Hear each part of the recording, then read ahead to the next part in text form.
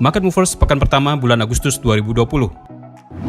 Pergerakan pasar di pekan ini tampaknya masih akan didominasi oleh isu-isu seputaran virus corona dan ketegangan antara Amerika Serikat dengan Tiongkok. Selain itu, pasar juga akan memperhatikan hasil rapat kebijakan moneter dari Bank Sentral Australia dan Inggris di hari Selasa dan Kamis, serta data tenaga kerja Amerika Serikat di hari Jumat. Perkembangan stimulus pemerintah Amerika Serikat juga menjadi sorotan pasar. Senin, 3 Agustus. Pagi pukul 6:50 waktu Indonesia Barat, data GDP Jepang akan dirilis. Data ini akan menunjukkan tingkat pertumbuhan ekonomi Jepang di kuartal kedua. Jika hasilnya lebih rendah dari estimasi, ini berpeluang memicu pelemahan mata uang yen dan USD JPY berpotensi naik. Selanjutnya pukul 7:30 waktu Indonesia Barat, Jepang juga akan merilis data indeks aktivitas manufaktur untuk periode Juli. Jika hasilnya lebih rendah dari estimasi, ini berpeluang menopang kenaikan USD JPY lebih lanjut karena pelemahan yen. Pukul 8 waktu Indonesia Barat, pasar akan melihat perilisan data indeks inflasi Australia yang dikeluarkan oleh Melbourne Institute untuk bulan Juli. Jika datanya lebih rendah dari estimasi, ini berpeluang memicu penurunan Aussie USD. 45 menit kemudian, trader Aussie USD akan mencari katalis lain dari perilisan data indeks aktivitas manufaktur Tiongkok yang dilaporkan oleh market. Jika datanya lebih rendah dari estimasi, ini berpotensi semakin menekan kinerja Aussie USD. Di sesi perdagangan Eropa, pasar akan menantikan perilisan data indeks aktivitas manufaktur dari Jerman dan zona Euro yang dijadwalkan pukul 14:55 waktu Indonesia Barat dan pukul 15:00 waktu Indonesia Barat. Jika kedua data tersebut dirilis lebih rendah dari estimasi, ini berpeluang memicu penurunan Euro USD. Inggris juga tidak ketinggalan akan merilis data indeks aktivitas manufakturnya pukul 15:30 waktu Indonesia Barat. Jika datanya lebih rendah dari estimasi, ini berpotensi mendorong penurunan GBP USD. Pukul 21 waktu Indonesia Barat, pasar akan menantikan perilisan data indeks aktivitas manufaktur Amerika Serikat yang dilaporkan oleh Institute for Supply Management atau ISM. Bila datanya dirilis lebih tinggi dari estimasi, ini berpotensi menguatkan dolar Amerika Serikat dan harga emas dapat turun. Selasa 4 Agustus. Data basis moneter Jepang yang mengukur total mata uang yen yang beredar dan deposit neraca berjalan yang disimpan di BOJ akan menjadi katalis pergerakan USD JPY di awal perdagangan hari Selasa ini pukul 6:50 waktu Indonesia Barat. Jika datanya lebih rendah dari estimasi, ini berpeluang memicu kenaikan USD JPY karena pelemahan yen. Selanjutnya, fokus trader akan tertuju ke data penjualan retail dan neraca perdagangan Australia untuk periode Juni yang dirilis pukul 8:30 waktu Indonesia Barat sebelum menantikan keputusan moneter terbaru dari Bank Sentral Australia. Jika kedua data tersebut dirilis lebih baik dari estimasi, ini berpeluang menopang kenaikan Aussie USD. Aussie USD berpeluang mempertahankan kenaikannya jika Bank Sentral Australia dalam keputusan moneternya yang dirilis pukul 11:30 waktu Indonesia Barat hasilnya mempertahankan suku bunga acuan dan memberikan pernyataan yang optimis atau hawkish. Sore hari, pasar akan melihat perilisan data indeks harga produsen zona Euro untuk periode Juni yang mengukur tingkat inflasi di level produsen. Jika data tersebut dirilis lebih baik dari estimasi, ini berpeluang menopang kenaikan Euro USD. Selanjutnya di malam hari, tepat pukul 20:30 waktu Indonesia Barat, Kanada akan merilis data indeks aktivitas manufakturnya untuk periode Juli. Jika datanya lebih buruk dari estimasi, ini berpeluang memicu kenaikan USD CAD karena pelemahan dolar Kanada. 30 menit kemudian, pasar akan menantikan perilisan data pesanan pabrik di Amerika Serikat untuk periode Juni.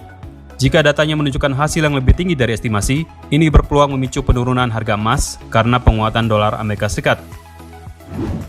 Rabu, 5 Agustus. Pukul 5:45 waktu Indonesia Barat, Selandia Baru akan merilis data perubahan jumlah tenaga kerja dan tingkat pengangguran mereka untuk periode kuartal kedua. Jika datanya dirilis lebih baik dari estimasi, ini berpeluang menopang kenaikan NZD USD. Selanjutnya pukul 8:45 waktu Indonesia Barat, Tiongkok akan merilis data indeks aktivitas sektor jasa untuk bulan Juli yang dilaporkan oleh market, di mana ini berpeluang menjadi katalis untuk pergerakan Aussie USD. Jika datanya dirilis lebih baik dari estimasi, Aussie USD berpotensi menguat. Selanjutnya di sesi perdagangan Eropa, pasar akan menantikan perilisan data indeks aktivitas sektor jasa Jerman dan zona Euro untuk bulan Juli yang dijadwalkan pukul 14:55 waktu Indonesia Barat dan pukul 15:00 waktu Indonesia Barat.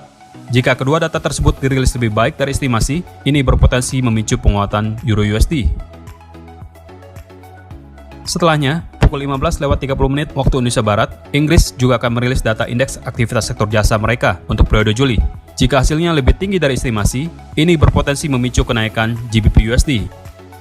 Data penjualan retail zona Euro untuk bulan Juni yang dijadwalkan pukul 16 waktu Indonesia Barat akan menjadi katalis lainnya untuk pergerakan Euro USD. Jika hasilnya lebih tinggi dari estimasi, ini berpeluang memicu penguatan Euro USD. Tepat pukul 19:15 waktu Indonesia Barat, pasar akan melihat perilisan data tenaga kerja Amerika Serikat di luar sektor pertanian yang dilaporkan oleh Automatic Data Processing atau ADP. Jika data menunjukkan pertumbuhan tenaga kerja yang lebih tinggi dari estimasi, ini berpotensi menopang penguatan dolar Amerika Serikat dan harga emas berpeluang turun. 15 menit kemudian, pasar akan menantikan perilisan data neraca perdagangan dari Amerika Serikat dan Kanada yang dirilis bersamaan pukul 19:30 waktu Indonesia Barat. Kedua data ini akan memperkuat nilai tukar yang masing-masing jika data dirilis lebih bagus dari estimasi. Selanjutnya pukul 21 waktu Indonesia Barat, data indeks aktivitas non-manufaktur Amerika Serikat yang dikeluarkan oleh Institute for Supply Management atau ISM berpeluang menjadi katalis lainnya untuk dolar Amerika Serikat. Jika hasilnya lebih baik dari estimasi, ini berpeluang memperkuat kinerja dolar Amerika Serikat dan harga emas berpotensi tertekan lebih lanjut. 30 menit kemudian, seperti biasa, Energy Information Administration atau EIA akan melaporkan perubahan tingkat cadangan minyak mentah di Amerika Serikat untuk periode mingguan. Jika data menunjukkan peningkatan cadangan, ini berpotensi menjadi beban untuk pergerakan harga minyak.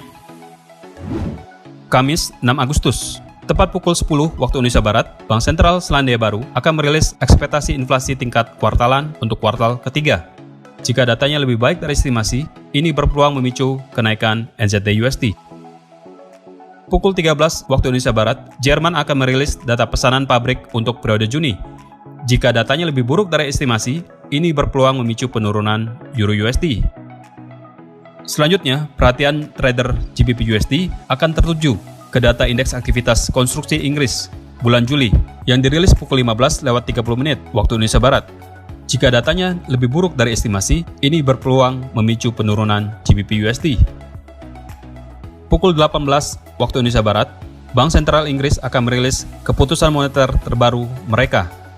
Jika mereka memangkas suku bunga dan memberikan pernyataan yang pesimis atau dovish, maka GBP USD berpeluang bergerak turun semakin dalam.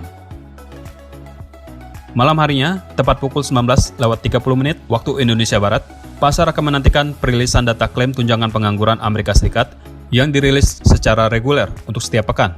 Jika datanya menunjukkan adanya penurunan klaim tunjangan pengangguran, ini berpeluang memicu penurunan harga emas karena penguatan USD.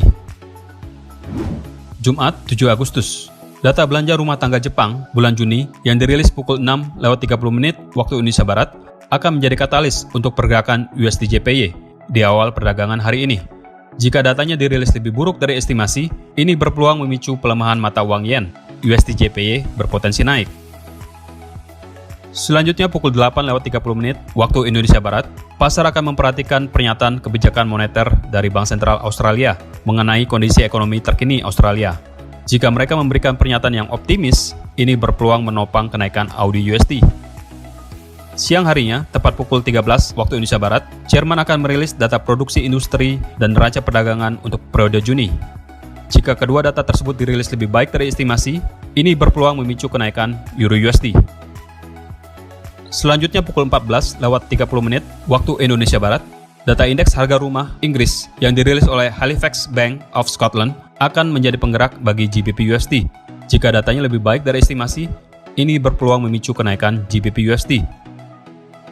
Malam harinya, tepat pukul 19:30 waktu Indonesia Barat, pasar akan menantikan perilisan data tenaga kerja dari Kanada dan Amerika Serikat untuk bulan Juli. Dari Kanada akan dirilis data perubahan jumlah tenaga kerja dan tingkat pengangguran. Jika datanya dirilis lebih buruk dari estimasi, ini berpeluang memicu kenaikan USD CAD karena pelemahan dolar Kanada.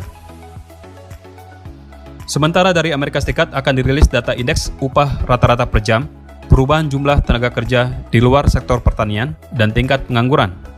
Jika ketiga data tersebut dirilis lebih baik dari estimasi, ini berpotensi memicu penguatan dolar Amerika Serikat dan bisa menurunkan harga emas. Berikut adalah jadwal market movers yang lebih lengkap untuk Anda perhatikan, agar Anda tidak kehilangan kesempatan.